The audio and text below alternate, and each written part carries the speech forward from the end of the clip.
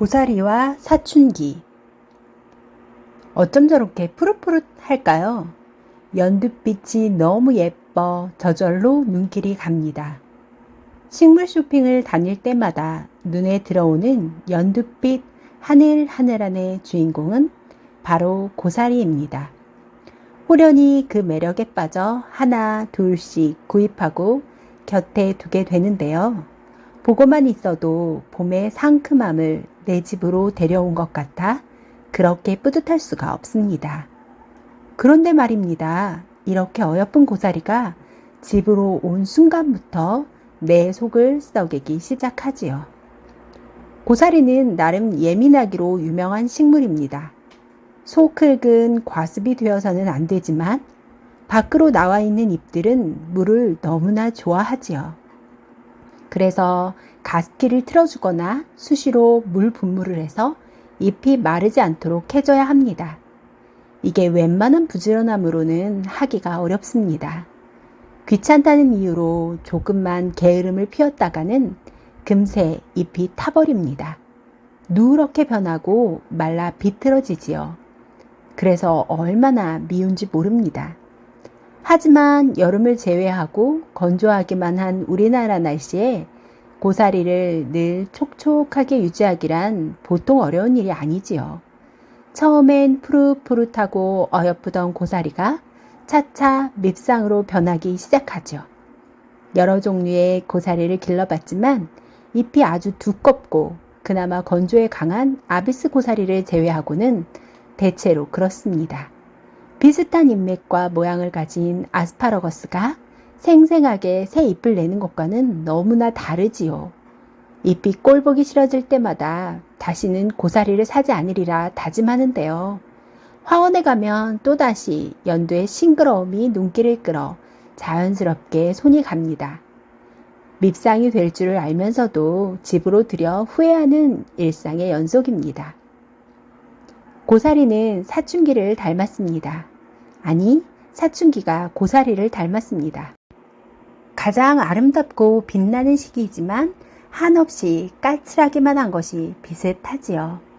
너무 예뻐서 계속 보고 싶은데 새초롬하니 피하는 것도 비슷합니다. 도대체 어떻게 대해줘야 제대로 키워내는 건지 마냥 어렵기만 한 것도 비슷하지요. 학원에 갔던 딸아이가 돌아오지 않습니다. 10시 반이면 집에 들어와야 하는데요. 11시가 다 되도록 소식이 없네요. 이상하다 싶어 전화를 걸었습니다. 어디야? 집 앞이야. 다 왔다길래 들어오려니 했는데요. 전화를 끊고도 한참 동안 소식이 없습니다. 여자아이 혼자서 11시가 넘는 야밤에 돌아다니는 게 걱정스러운데요. 집으로 들어서는 아이의 표정은 무심함 그 자체입니다. 왜 이렇게 늦었어? 무슨 일 있었어? 아니, 그냥 걷다 왔어. 조금만 걸어도 다리가 아프다는 딸아이였습니다. 스스로 걷고 왔다는 게 놀라워서 다시 한번 물었죠. 왜? 그냥 기분이 안 좋아서 걸었어. 항상심을 가진 아이였습니다. 기분이 들쑥날쑥한 적이 없이 평정심을 유지하던 친구인데요. 갑자기 기분이 안 좋다 걸었다니 나쁜 일이 있는 건 아닌지 걱정이 되었습니다. 엄마 이거 먹을래? 기분이 안 좋고 공부도 안 돼서 아빠 돈으로 초콜릿 샀거든. 혼자 6개나 먹었더니 느끼해. 아이가 2개의 킨더 초콜릿을 내밉니다.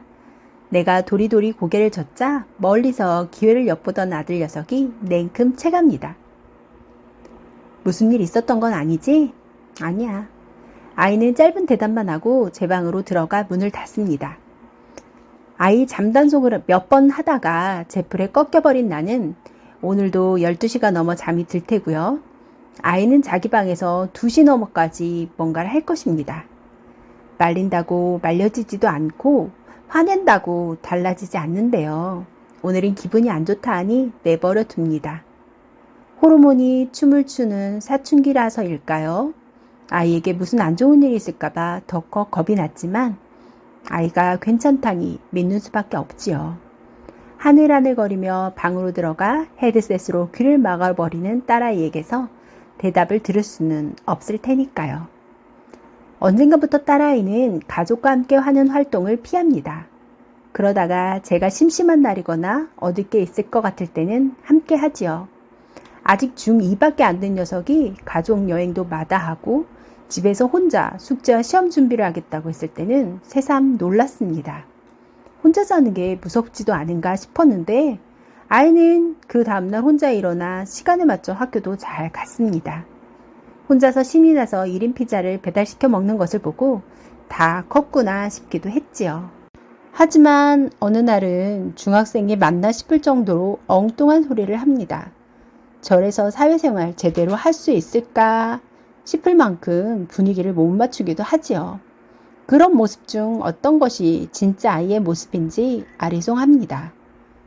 어느 장단에 맞춰 아이를 대해야 할지 어렵기만 해요. 마냥 어린아이로 대하면 자존심 상해하고 존중해줬다가 엉뚱한 행동을 해서 감당에 골머리를 썩으니까요. 아직 나는 아이를 다 알지 못합니다. 뱃속에서부터 키워서 하나하나 내가 보지 않은 아이의 발달이 없었지만요.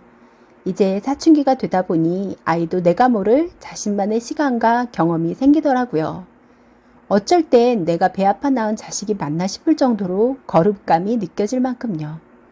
그런 과정들을 겪어 나가면서 아이도 나도 성장해 나갈 테지만 가끔은 너무 남남 같아 서운하기도 하죠.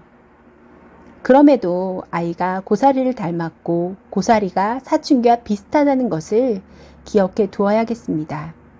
아이가 나에게서 충분히 독립하고 싶으면서도 기대고 싶은 마음이 드는 것이 지금의 아이에겐 자연스러운 과정일 테니까요. 그 과정들을 거쳐나가면서 더 튼튼하고 멋진 사람으로 성장하겠지요. 아직은 조심스럽고 예민하기만 한 사춘기 딸아이는 오늘도 나를 아리송하게 합니다. 어찌 대해야 할지 몰라서 당황하기도 하는데요. 내 생각보다는 아이의 바람대로 잘 따라가 주려 합니다. 어차피 내가 욕심부린다고 해도 과습이나 건조를 이겨내는 것은 고사리인 것처럼 그것 또한 아이 제 몫일 테니까요. 아이가 건강하고 싱싱하게 자랐으면 좋겠습니다. 이 세상에서 누구보다 귀하고 사랑하는 나의 아이니까요.